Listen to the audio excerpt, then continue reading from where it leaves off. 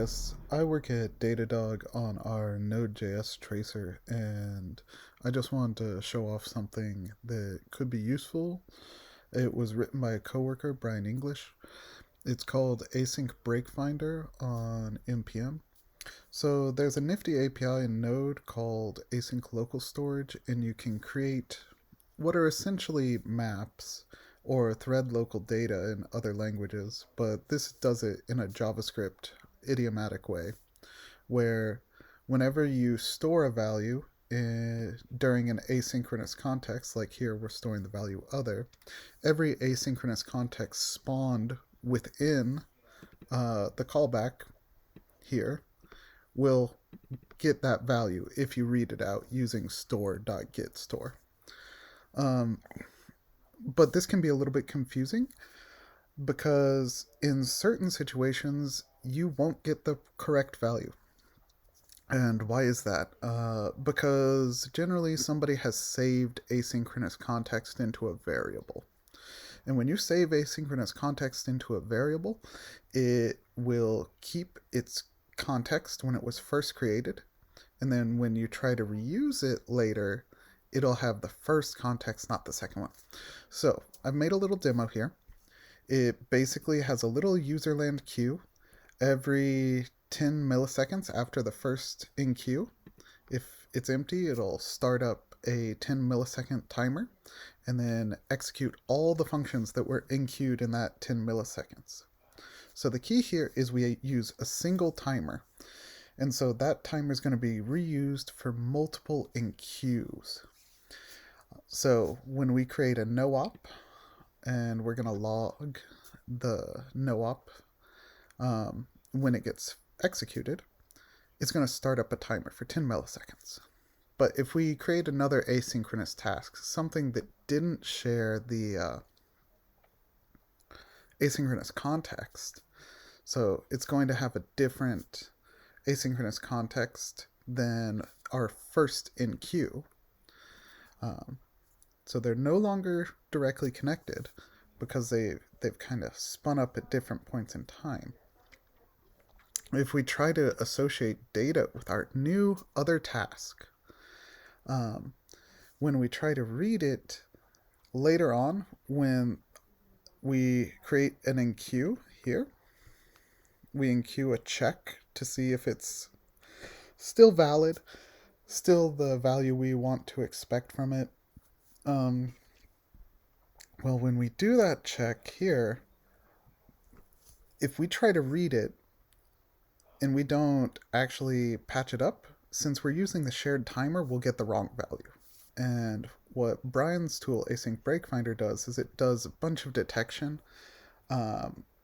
basically following all the paths that are taken throughout your program and trying to see where it broke, where the path broke. And the path breaks inside that enqueue function. And so it originally breaks off this line 74 eventually, because that's what started the enqueue function that started a timer and stuff. But we can kind of see what happens here. I'm going to make a visual aid just to see how it looks normally when it's broken. And so here we're going to use the ImageCat helper on our terminal. So async-break-finder gives you like some details on where it is. You can see that line 74 that we were talking about, the source of the problem, where it was originally enqueued. And this is kind of how our program worked. We create our first in queue. Our first in queue creates a timeout. That's our 10 millisecond timeout. This is our 0 millisecond timeout for our other task. Our other task executes the other task, and then it enqueues another thing, but it enqueues it when the store has set its value to other.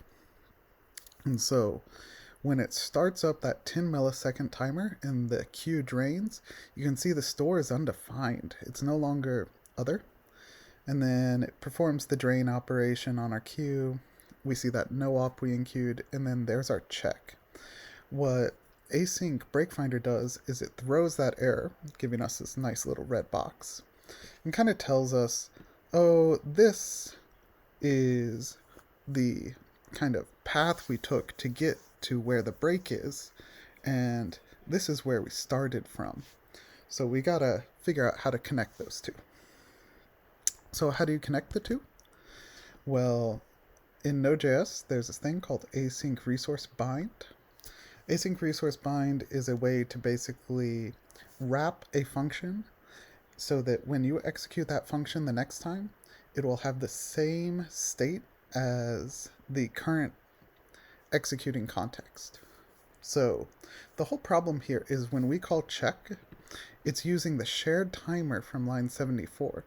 Instead, we want it to get the actual data off what we did in 79. And so we're basically saying, whenever you execute this the next time, don't grab the state dynamically, just use the state that is currently here when I call .bind. So that's what's going on here. And we have a little environment variable so we can fix it up and see the execution of the program a little bit better.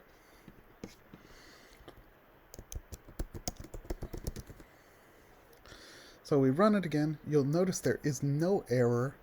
And this time you can see there's a little bit different thing going on. See, we have this async resource is being initialized over here. And then when we get to our drain, we do our no-op. Our no-op has not wrapped itself with an async resource bind. But when we go to call our check, we actually have this asynchronous context for the async resource, spun up, and it restores the store value to other. And this is important because a few things are going on here. One thing that's going on Twitter right now is discussion about why you should never cache a promise. So somewhat similarly, as long as the check function stays alive, our string other will stay alive. Well, when you're doing promises, there's a bunch of data that different tools for performance, security, that kind of stuff, they associate a lot of data in these asynchronous contexts. And so when you keep a promise alive, you're keeping all that asynchronous context alive, not just the promise itself, not the value contained within. And so really what you want to do is you want to try to unwrap your promise in some way so that you get rid of that wrapper, because the wrapper is what's keeping all that context alive. And so, yeah, that's it. Thanks.